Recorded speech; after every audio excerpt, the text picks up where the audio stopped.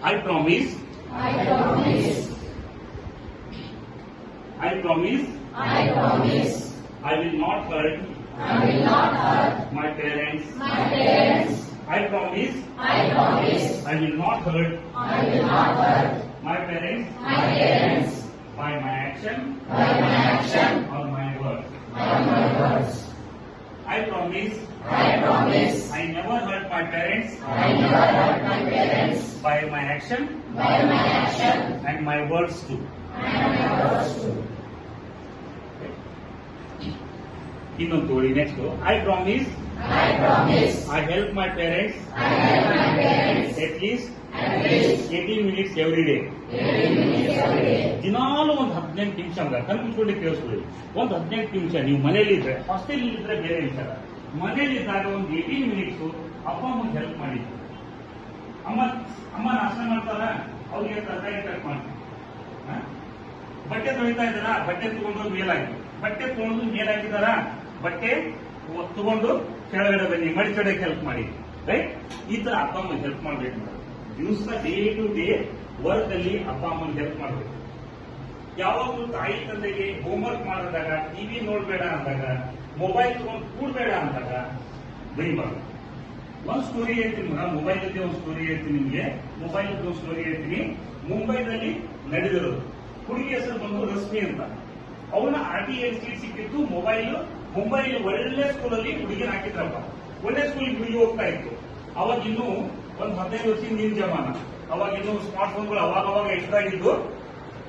ಅವ್ರಮ್ಮ phone bill ಬಂದ ತಕ್ಷಣ, phone bill ಬೇಕು ಅಂದ ತಕ್ಷಣ ಅಮ್ಮ ಎಲ್ಲೋ ಪಾತ್ರೆ ತೊಳೆಯ ಕೆಲಸ ಮಾಡ್ತಾ ಇತ್ತು. ಸಂಬಂಧಪಟ್ಟ ಕೆಲಸ ಮಾಡೋ ಅಮ್ಮ ಮಗಳು ಮೊಬೈಲ್ ಅಂತಾಳೆ ಅಂತ ಒಂದ್ 2-3 ತಿಂಗಳು ಕಾಸು ಕೂಡಿಸಿ ಒಂದು ಮೊಬೈಲ್ ತಂದು ಕೊಟ್ಟರು. ಬ್ರೇಕ್ಫಾಸ್ಟ್ ಟೈಮು ಮಗ, ಬ್ರೇಕ್ಫಾಸ್ಟ್ ಟೈಮು ಅಮ್ಮ ಮಗಳಿಗೆ ಮೊಬೈಲ್ ಕೊಟ್ಟರು. ಮೊಬೈಲ್ ಕೊಟ್ಟು ತಗೊಳಮ್ಮ ಮೊಬೈಲ್ ಅಂತ ಕೊಟ್ಟರು. ಮೊಬೈಲ್ ಕೊಟ್ಟ ತಕ್ಷಣ ಆ ಹುಡುಗಿ ಏನಂತು, ನನಗೆ ಚೈನಾ ಸೆಟ್ ತಂದಿದೆ, ಬೇಡ ಇದು ನನಗೆ ನನ್ನ ಫ್ರೆಂಡ್ಸ್ ಹತ್ರ ಅವಮಾನ ಆಗತ್ತೆ ಅಂತ ಹಾಗೆ ನಾಷ್ಟಾ ಮಾಡ್ದಂಗ without our breakfast she went to ಸ್ಕೂಲ್ಗೆ ಹೋಗ್ಬಿಟ್ಟು.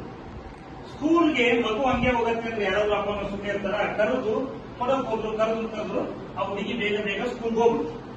ಅಮ್ಮ ಕರ್ಕೊಂಡು ಆಚೆ ಹೋಯ್ತು. ಮುಂಬೈ ಅಂತ ಜಾಗ ಕಾಣಿಸ್ಲಿಲ್ಲ. ಆಮೇಲೆ ಅಮ್ಮ ಒಳಗಡೆ ಬಂದು ನೋಡಿದ್ರೆ ಗ್ಯಾಸ್ ಡೈರೆಕ್ಟ್ ಆಗಿತ್ತು ಮಗ. ಅವ್ರು ಹಾಲು ಇಡಕ್ಕಿದ್ರು ಪಾಪ. ಹೋಟು ಗ್ಯಾಸ್ ಸ್ಟವ್ ಮೇಲೆ ಗ್ಯಾಸ್ ಆನ್ ಇದೆ, ಅವ್ರಿಗೆ ಗೊತ್ತಿಲ್ಲ. ಆಚೆಯಿಂದ ಬಂದ ತಕ್ಷಣ ಕಿಚನ್ ಅಲ್ಲಿ ಏನೂ ಕಾಣಿಸ್ತಿಲ್ಲ. ಸ್ವಿಚ್ ಆನ್, ಲೈಟ್ ಅನ್ನು ಸ್ವಿಚ್ ಆನ್ ಮಾಡಿದ್ರು. ಅಲ್ಲಿ ಗ್ಯಾಸ್ ಎಲ್ಲ ಲೀಕ್ ಆಗ್ಬಿಟ್ಟಿತ್ತು.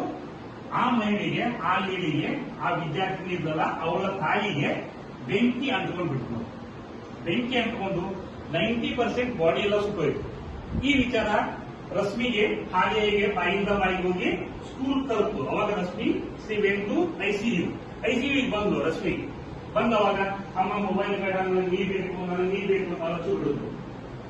ಏನ್ ಚಿಲ್ಡ್ರನ್, ಇವಾಗ ಅಮ್ಮ ಸಿಗ್ತಾರ ಹೇಳಿ? ಮೊಬೈಲ್ ಸಿಗತ್ತೆ, ಅಮ್ಮ ಸಿಗ್ತಾರ? ಮಗ, ಇದು ಮೊಬೈಲ್ ಇದೆಯಲ್ಲ, ನಿಮ್ ಜೀವನನ ಇನ್ನೂ ಕೆಳಗೆ ತಗೊಂಡು ಹೋಗುವಂತ ವಿಚಾರ. ಒಂದು ಮೊಬೈಲ್ ಫೋನ್ ತಗೊಂಡು IAS ಮಾಡ್ತೀನಿ ಅನ್ನೋ ಕಾನ್ಫಿಡೆನ್ಸ್ ಇದ್ರೆ IAS ಮುಟ್ಟಿ ಅದನ್ನ. ಇಲ್ಲ ಅಂತ ಅದ್ರ ಬಗ್ಗೆ ತಲೆ ಕೆಡಿಸ್ಕೋಬೇಡಿ. ದಿವಸಕ್ಕೆ ಹಬ್ಬ ಅಂದ್ರೆ 10 ಮಿನಿಟ್ಸ್ ಯೂಸ್ ಮಾಡಿ ಮೊಬೈಲ್ ಅನ್ನ. ಅದನ್ನ ಇಟ್ಕೊಂಡು ಸಿಕ್ಕಾಪಟ್ಟೆ ಅನ್ವಾಂಟೆಡ್ ಇಲ್ಲಿಟ್ರೇಟ್ ಪೀಪಲ್ ಮಾಡುವಂತ ರೀಲ್ಗಳನ್ನ, ಅಸಹ್ಯ ರೀಲ್ಗಳನ್ನ ಮಾಡೋದು, ವಿಡಿಯೋ ಗೇಮ್ಗಳನ್ನ ಆಡೋದು, ಇದು ಯಾವ ತರನು ನಿಮ್ ಕರಿಯರಿಗೆ ಹೆಲ್ಪ್ ಆಗಲ್ಲ. ಇವಾಗ ಅದನ್ನ ಮುಟ್ಲೇ ಕೊಡೋದು, ಅದು ಮಾಡ್ಲೇ ಕೊಡೋದು. ದಯವಿಟ್ಟು ಇನ್ನೊಂದು ಪ್ರಾಬ್ಲಮ್ ಮಾಡ್ಕೊಳ್ಳಿ. ರೈಟ್?